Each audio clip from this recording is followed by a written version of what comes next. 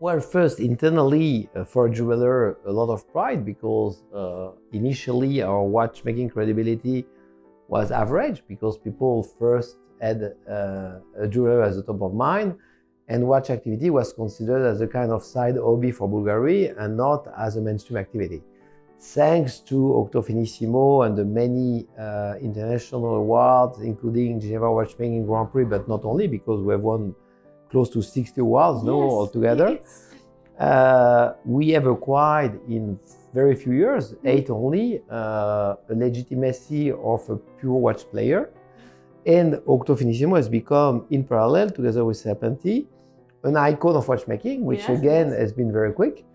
Thus enabling the company to grow the watch business much faster than the industry on the one hand, and that's what we did before, and to attract to Bulgari watches watch connoisseurs who are very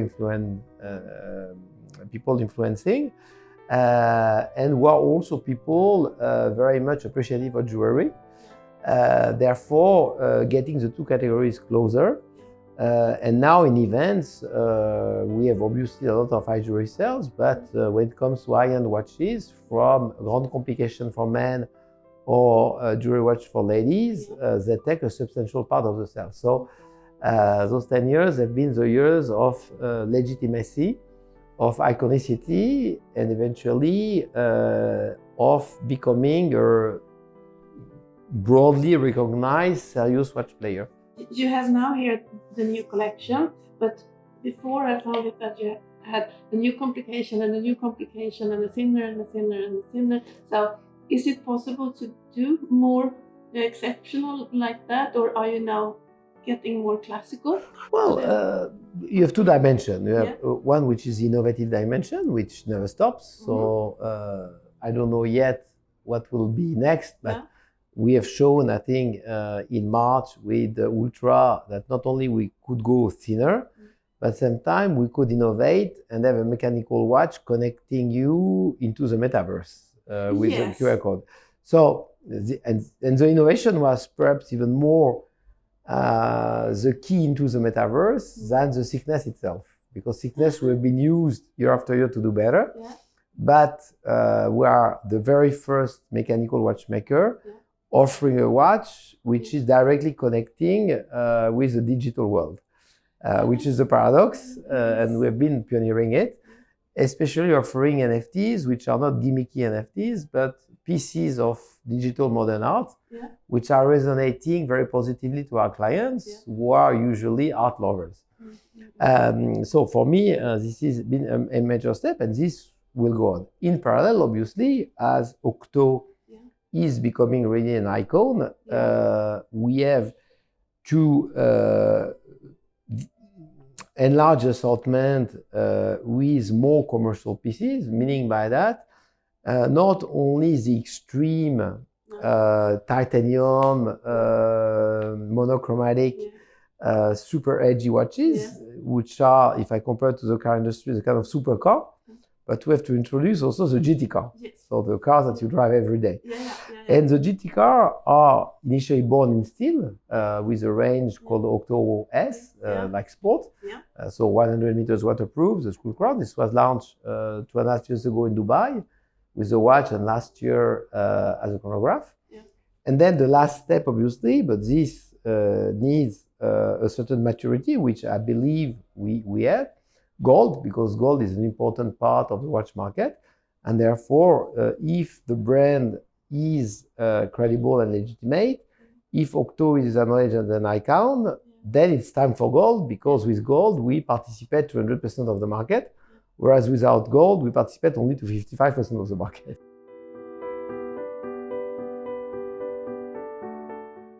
Well, we had already, used QR code, believe it or not, in fragrances, because in fragrance, you need often beauty advisors to explain you the fragrance, but in many stores, you cannot have beauty advisors. So we had on our packaging QR codes, so that when you were discovering a Bulgari fragrance, just scanning, you could get all the narrative behind the fragrance without the presence of the beauty advisor. So the QR code was a kind of shortcut in case there was no beauty advisor. Okay, And so we thought that this QR code could be applied to watch, not so much for replacing the sales advisor in the boutique, but as a door into the digital world, as it was propelling you into the Aura and Polygon blockchain, where you could find your NFT on the one hand, and all the certificates of authenticity, of warranties, the logbook of maintenance, secured in a blockchain,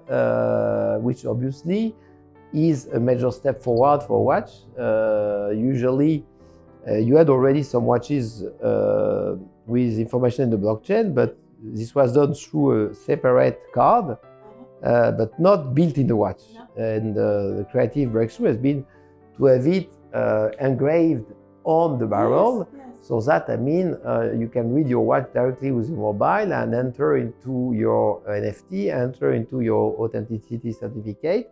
So if you want to resell it, I don't know, on eBay, for instance, you can produce the proof of maintenance, the proof of authenticity. You can know everything. If there are some diamonds on it, you can prove, I mean, the origin of the diamond. So opening the door really to a new world for traditional world of mechanical watches.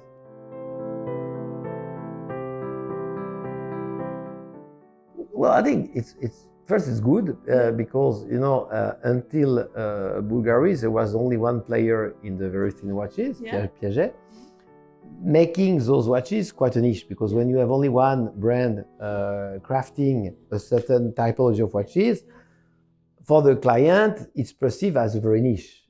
If then you have a second brand coming, scoring record after record after record, then Audemars Piguet is entering the competition as they did 2 years ago. And then Richard Mille, then all of a sudden for the client, slim watches are becoming mainstream. And as they become mainstream, the leader, because we are the leader in slim watches, is the first to benefit for the growth of that market. Because basically, who's first in innovating that segment benefits first from the growth of the segment. So I welcome competition because it further legitimizes the reason for being of Octofinissimo, which is the ultimate contemporary elegance. And that's why it makes me happy. And the one you are mentioning is not directly comparable with Ultra. Why? Because to get that slim, they had to sell it with a toolkit, enabling you to rewind it as well as to set the time. So it's not very user-friendly. Ours is totally self-sufficient because ours, you know, you have the wheels and you can set up time, you can set up the power reserve. You don't need any tooling. So ours is a real daily watch. The other, if ever you travel and forget your tool kit, no, it doesn't work. No, you can't. No, so it's like if you buy a Porsche, and if to start it, you need 2 engineers. That's a problem. That's a problem. So it's more Formula One, and ours is more a GT car because you can self-operate it and you can start it yourself.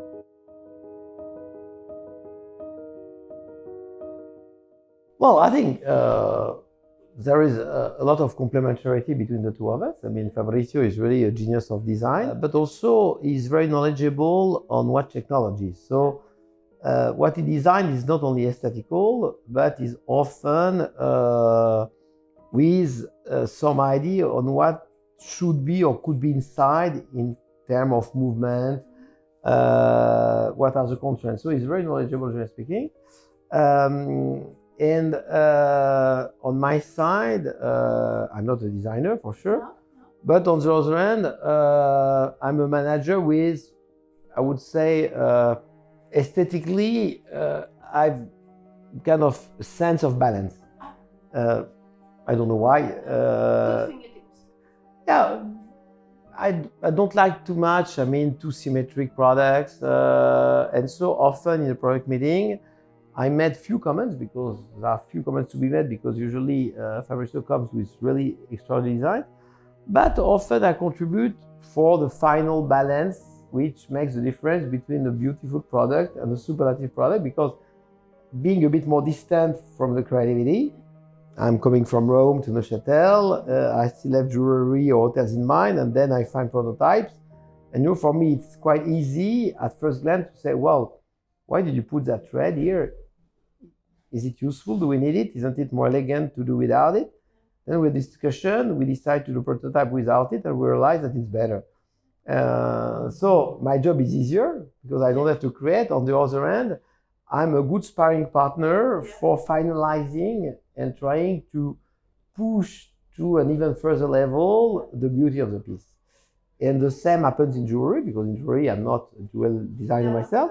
On the other hand, I'm capable to say, look, this pendant, maybe if the diameter would be 20% more, it would be probably more commercial, because a bit more visible, a bit more valuable, and the cost for the manufacturing would be marginally more. So my added value is really more in the last step, the fine-tuning. And in that sense, we are very complementary. Plus, we're both Italian lovers. We like our country. And we love the idea that Italian can somehow shake the Swiss industry with their crazy ideas.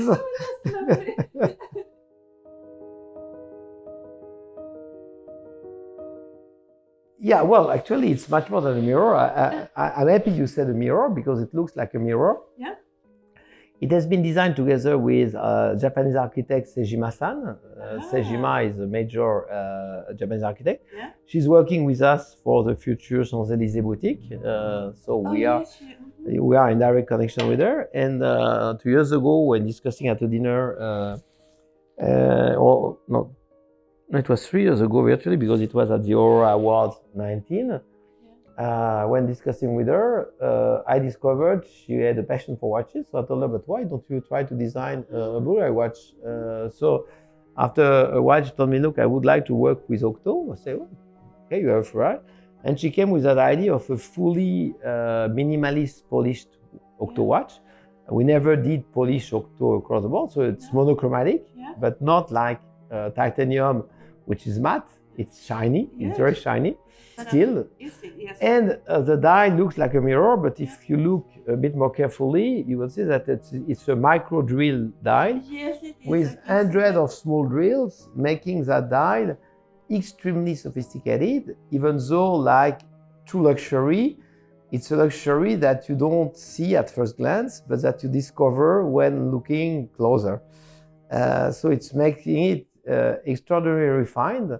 Yeah, but this is this movement exactly. Yeah? It's a micro drill dial, but obviously according to the light and the angle, you can see a mirror, or you can see beyond the mirror, like Alice in Wonderland.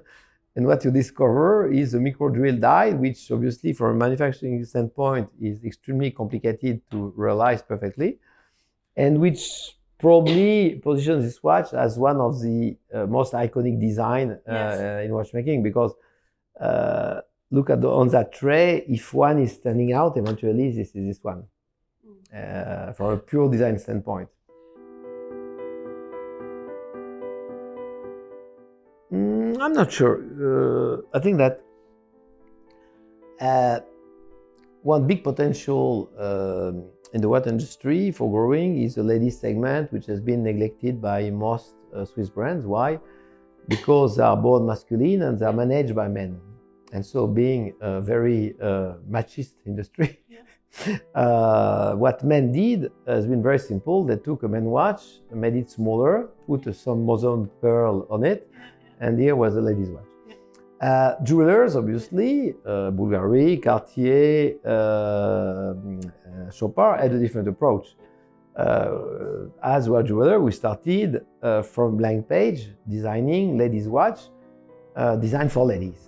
Serpenti, Lucia, Ballon Bleu, rather than the Epi Diamonds from Chopard.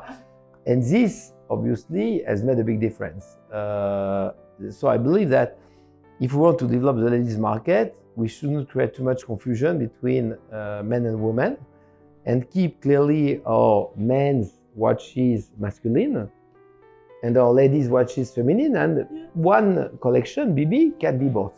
BB has ever been men and women alike, and continues to be. Here, this is 2 new BB, one for lady, one for man. But I think it would be wrong to start to do with Finissimo what the industry has done with all the men icons to feminize it. Yep. We have much more potential into further developing Serpenti, into further developing Lucia, Diva, who are true ladies' watches. Yes. And then we know that some ladies like masculine watches. Fine, they can buy that, they can buy that, no problem, you know.